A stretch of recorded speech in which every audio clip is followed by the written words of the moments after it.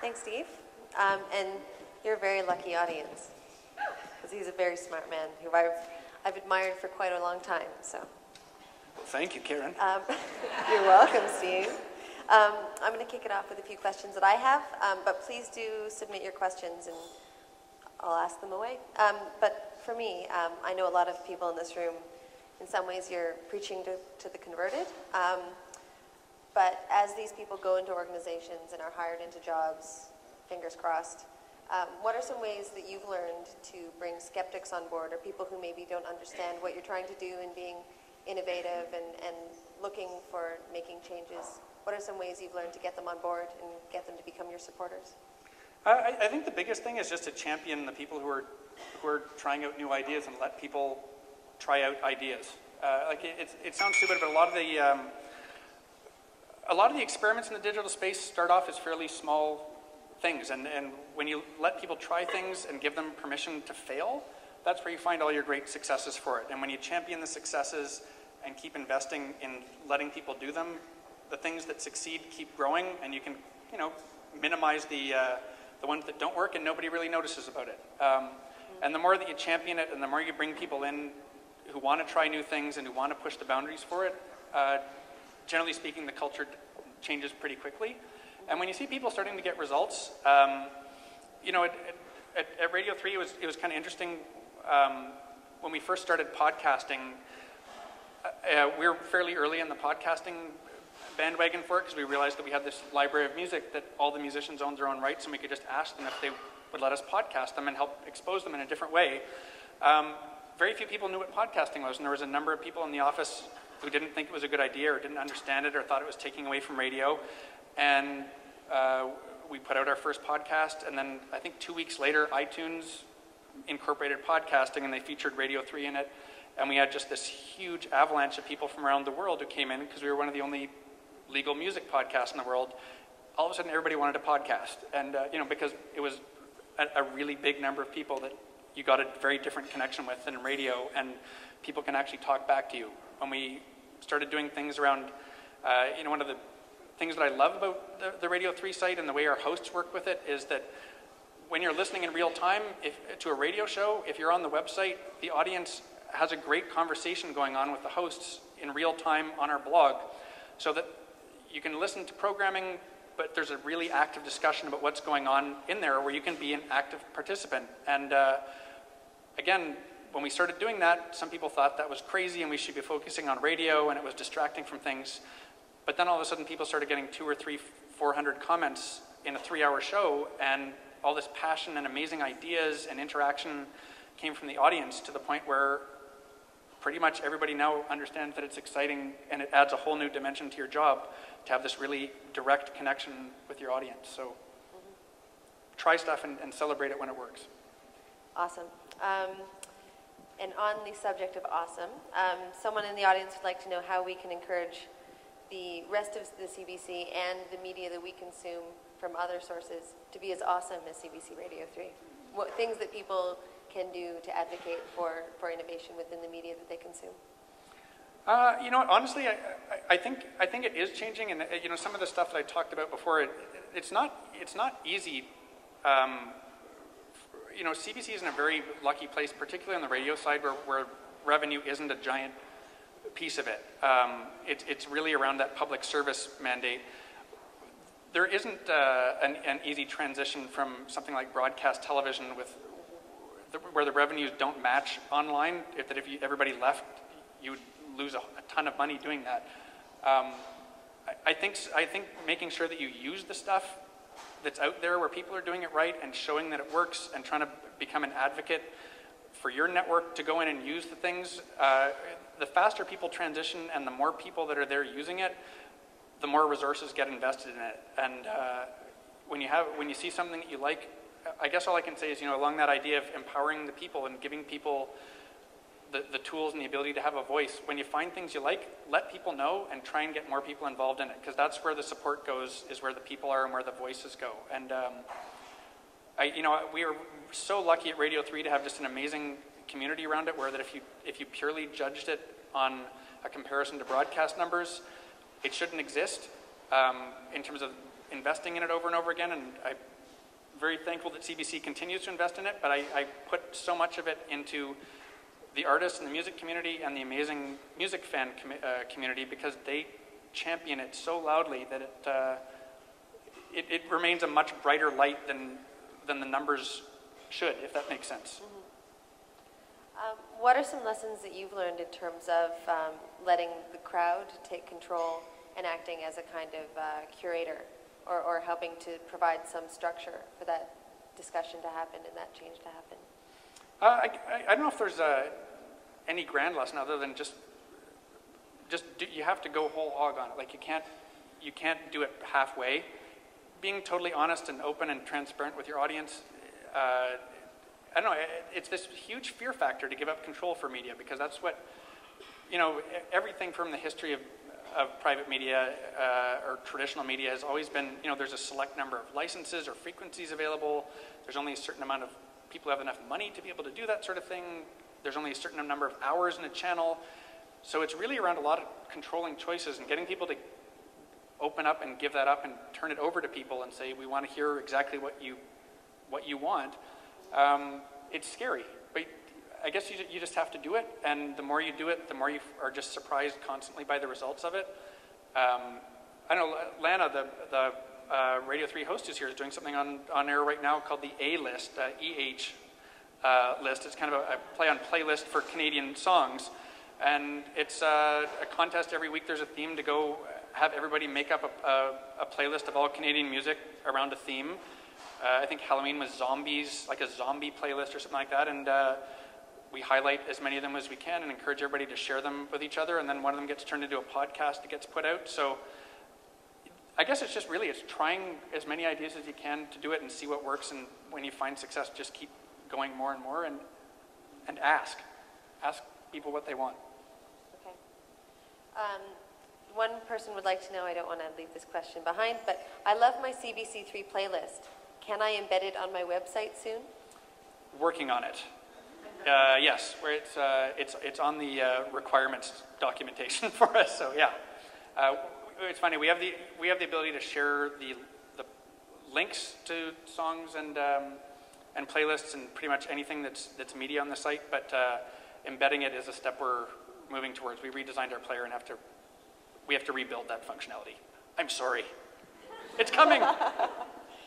One person would like to know how you feel about the amount of audience involvement and, in some ways, power over what CBC Radio 3 plays and has in the programming. That do you ever get any criticism in terms of the audience having too much power in what gets played on the site? I don't think it ever becomes what's played on the site. I think the only criticism that I've ever heard from our audience is that sometimes there's a very regular, loyal, passionate crew on the website that has conversations in the blog, and sometimes people find it hard to join into that because they've been there for a long time and have those kind of conversations. Mm-hmm. That can be intimidating for people, I guess, and ultimately it's up to us, the hosts and the people who are curating the blog, to try and make sure that it's always a really welcome and accessible environment for new people to jump into. It sounds silly, but I think when you think about traditional radio versus something where, again, 100% Canadian and mostly new and emerging artists, figuring out how to get new people who aren't familiar in that world, to find it a safe place to come into that isn't like kind of a hipster club where everybody knows the secret password to get into the arcade fire show in a church or something. You have to find a way to make it really easy and welcoming while still having the passion and the knowledge that isn't going to turn away the people who live and breathe it every single day. Because we want to make a service that's amazing for the people who are already fans, but we become more and more relevant when we pull in people who should be fans and don't know that music exists, and try and grow it. So, we have a question here from a Bob K. And it's an interesting, up until now, I think we've made the assumption that the audience is in some ways benevolent, but sometimes it's not so benevolent. And he wants to know how CBC.ca can build a more positive forum on the site or should comments on news stories be turned off? So looking at the interaction on the site that isn't necessarily the nicest. Yeah, it's interesting. Again, like something like Radio 3, it's the best feedback I've ever had anywhere I've ever worked, and it's mostly because it's all about music. There's nothing controversial, and people who love it come here, and if you don't love that stuff, you don't generally come in and spend a lot of time trashing the site if you're not interested in it. News is a totally different game. You put up anything controversial, and whether it's politics or any hot button issue, it can really rapidly descend into some pretty ugly stuff. And there's actually a huge group that's working on this at CBC to try and figure out, I think every media organization is trying to figure out the best way to do it so that when people can contribute, it adds to the conversation rather than becoming a really hate-filled thing that divides people even further. I mean, I shouldn't really say because I'm not involved in the process, but I know that some of it is thinking around which stories you allow commenting on and which ones you don't, or having better moderators around hot button topics. The stuff that I've seen that's worked best is when you actually have, when there's a sense that there's real people there that are moderating it, and you can get somebody in real time that's flagging stuff that's appropriate or not appropriate for it. But I would say, honestly, I don't know that anybody's figured out the right answer for that. There is one guy in the room, I don't know if he's here, Alf Hermida from UBC Journalism. I don't want to put him on the spot, but he's a guy who's super smart on this stuff from a harder news background. I'd be curious. Alf, are you here? Do you want to come up and answer that? Huh? Yeah? I'm curious for your thoughts on that. It's a great question. I think he's here. Come here for 1 sec. No? I think okay, all right. He's here as a spectator for right. once. We'll let him relax. Find him later. He's very smart. Pester him relentlessly. Alpha, you can go out the back door later if you want. Here's a question from the audience. Someone wants to know, in redeveloping CBC Radio 3, what lessons have you learned that mainstream news media, example, CTV, Globe Media, Global, could apply to their news collecting and presenting? What have you found has really worked? It's again, I'm not a journalist, so it's funny. I feel this may be an interesting question for you at the launch of OpenFile here. But I actually think it's a really interesting thing to think about where that mix of crowdsourced journalism is with professional journalism. And I sincerely mean it. Like, I think that OpenFile is a really interesting idea, and I'm very curious to see how it grows, because it has a ton of potential to say. Everybody is trying to figure out hyper-local journalism, which is basically, what's your postal code will tell you stuff that's really relevant to you, where you live, all the way up to, wherever your interests take you. To some extent, Facebook is the best version of that right now, because if you're interested in stuff, you follow what you want, and your friends, whether they're local or wherever they are around the world, you get the updates that you want for it. But I think the more that I feel like I'm repeating myself, but the more that people think relentlessly about what audiences want and what their own needs are as a consumer, rather than thinking about what they hope people want or where they can monetize people the best while sacrificing on what they want, the more they'll find results for it. I think that's a point worth reiterating, I think. A question, a very music geekery question. If people can just access all their favorite music online for free, how do musicians get paid for their work, let alone cover the cost of recording? This is a great question. I'm constantly surprised. Has anybody heard of the article 1,000 True Fans from Wired a while ago? It's really smart for me in that space, is that I guess if you don't provide the music, you're not giving people the chance to share it and get it to even more people because they love it. And when you love something, you want to share it with people. Maybe you don't put up your whole album, maybe you do, but generally speaking, the people who love your music want to support you. They want to buy your music and go buy it, whether they can go steal it in 10 minutes somewhere else or not. They're the people who are going to buy your t-shirts. They're the people who are going to go to your tours. They're the people who are going to buy anything to do that they can support your music. The theory of this article is that if you can get 1,000 true fans, the people who just bleed for you, they will support all the other people who don't want to pay for it. And to be honest, that's where I see a lot of the stuff, I see a lot of that stuff working. Even if you look at other things that aren't music, like Flickr, for example, their pro account on Flickr, I think it's a tiny percentage, like 3 or 5% or something like that, pay for the pro account. They subsidize everybody else who uses it for free.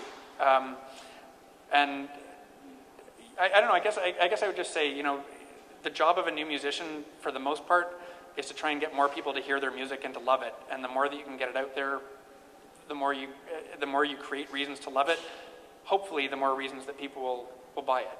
And we've put in buy buttons all over our site, and we've gotten a lot of feedback from people that they appreciate that because it helps them support the bands that they like. And hopefully as you work towards this new model, you will be able to eventually hit on something that can be monetized and bands can make money from. Yeah, my ideal world is something where we could find ways to put up revenue generation on the site, but that there's something like AdSense or PayPal or something like that where whatever stuff gets raised on the site turns into a revenue share for all the artists, where the better that CBC does, the better all the creators do, as well as something that's automated and just happens, and the people who pull in the most traffic and have their songs most listened to get a proportional share of whatever it is. And then, the nice thing about CBC is any of the revenue that comes in goes back into making better programming and more programming to raise awareness of Canadian culture. So for me, that's where I would love to see it go, because the more we, if we talk about our goal being to support Canadian musicians, if we can put money in their pockets through what we're doing, that's great too.